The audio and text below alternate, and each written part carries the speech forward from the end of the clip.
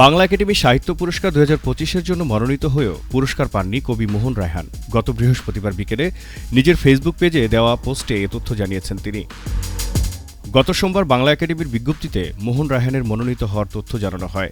Facebook পোস্টে মোহন রায়হান জানান, আপনারা অবগত আছেন এবার 2025 বাংলা একাডেমির সাহিত্য পুরস্কার আমাকে প্রদান করা হয়েছিল।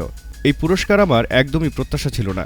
আমি একজনের কাছেও পুরস্কারের জন্য তদবির করিনি। পুরস্কার কমিটি স্বতঃস্ফূর্তভাবে আমাকে নির্বাচিত করে।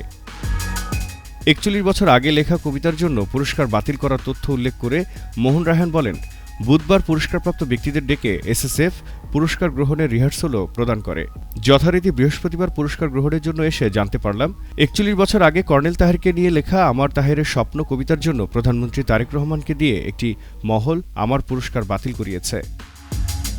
যে বিতর্কিত কবিতার কারণে মনোনীত হয়েও বাংলা একাডেমির সাহিত্য পুরস্কার পাননি কবি মোহন রায়হান, সেই কবিতাটি আপনাদের মাঝে তুলে ধরা হলো। তাহেরের স্বপ্ন। মোহন রায়হান। যিনি আবু তাহের কর্নেল, যিনি ফাঁসি মঞ্চে হাসলেন, তিনি এখন লজ্জায় কালো হন প্রতিদিন আমার স্বপ্নের মধ্যে। গতকাল ভোররাতে আমাকে সে নিয়ে গেল দেশের একটি সেনাবাসে। ইশারায় খুব আস্তে আস্তে তাঁর কাছে হেঁটে হেঁটে সারি সারি জওয়ানের কবরের পাশে দাঁড়ালেন। অনেকের গলায় ফাঁসির চিহ্ন, কারো বুক গুলিবিদ্ধ, কারো দেহ থ্যাতলানো। তারা প্রত্যেকেই হঠাৎ জেগে উঠল, অভিবাদন জানাল পেশাগত কায়দায়। তাহের তাদের প্রত্যেকের সাথে করমর্দন করে আমাকে পরিচয় করিয়ে দিলেন। আমি বিপুল উৎসাহে আনন্দে তাদের প্রতি হাত এগিয়ে দিলাম, কিন্তু তারা প্রত্যেকে আমাকে প্রত্যাখ্যান করল। ঘৃণায় তাদের চোখ মুখ ভুরু নাক কুঞ্চিত হল। অপমানে আমি চিৎকার করতে গেলে তাহের আমার মুখ চেপে ধরলেন, সরে আসলেন আমাকে নিয়ে। হাঁটতে হাঁটতে ভোরের রূপালী হাওয়ায় বুক ভরে নিয়ে আমরা এলাম শেরেবাংলা নগর। বিরাট চত্বর পেরিয়ে মূল্যবান পাথরে নির্মিত কবরটির কাছে আসতেই লাফ দিয়ে দাঁড়ালেন একজন জেনারেল। থর থর কাঁপন শুরু হলো তার। হাত জোর করে ক্ষমা ভিক্ষা করলেন। মৃদু হেসে তাহের তখন তার কাঁধ স্পর্শ করলেন। বিনীত বন্ধুর মতো নতজানু জেনারেল তাহেরের প্রতি হস্ত প্রসারণ করলেন, কিন্তু তাহের ভ্রুক্ষেপ করলেন না, বরঞ্চ কঠিন শক্ত হল তাঁর চোয়াল। ঘৃণায় উপচে পড়ল চোখ। সেখান থেকে লাল শালু ঘেরা এক মঞ্চে নিয়ে এলেন আমাকে তিনি। তাহের, তোমায় লাল সালাম। হাজার জনতার ভিড়ে তাহের তোমায় লাল সালাম স্লোগানে ফেটে গেল আকাশ বাতাস। কয়েকজন ধবধবে পাজামা পাঞ্জাবি পরিহিত থলথলে গাল নেতা এগিয়ে এলেন তাঁর দিকে।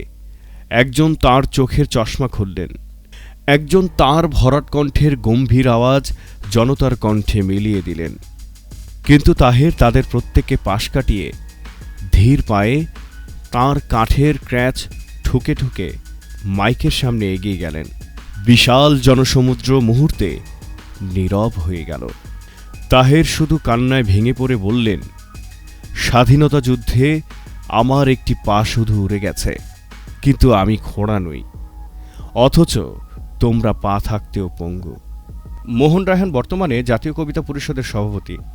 নাম ঘোষণার পরও তাঁকে পুরস্কার না দেওয়ার কারণ সম্পর্কে জানতে চাইলে বাংলা একাডেমির মহাপরিচালক মোহাম্মদ আজম বলেন, মোহন রায়হানের কবিতা ও লেখালেখি সম্পর্কে কিছু অভিযোগ ওঠায় কর্তৃপক্ষ সেই অভিযোগ খতিয়ে দেখার স্বার্থে সাময়িকভাবে পুরস্কার স্থগিত করেছে। এটা পরীক্ষা নিরীক্ষা হয়ে গেলে আমরা অবিলম্বে এটা জানাব। এ বিষয়ে জানতে চাইলে সংস্কৃতিমন্ত্রী নিতাই রায় চৌধুরী বলেন, মোহন রায়হানের বিরুদ্ধে বেশ কিছু অভিযোগ আছে। এসব বিষয় খতিয়ে দেখে আবার পুরস্কার ঘোষণা করা হবে। আগের সরকারের সময় বাংলা একাডেমি তাকে এ পুরস্কারের জন্য মনোনয়ন দিয়েছিল। এখন আমরা বিষয়টি খতিয়ে দেখব, তারপর সিদ্ধান্ত হবে। কোন ধরনের অভিযোগ মোহন রায়হানের বিরুদ্ধে ছিল, এ প্রশ্নের জবাবে সংস্কৃতিমন্ত্রী বলেন, এটা নিয়ে এখন কথা বলা যাবে না। বিষয়টি যেহেতু খতিয়ে দেখা হচ্ছে, তাই এ বিষয়ে বলা যাবে না।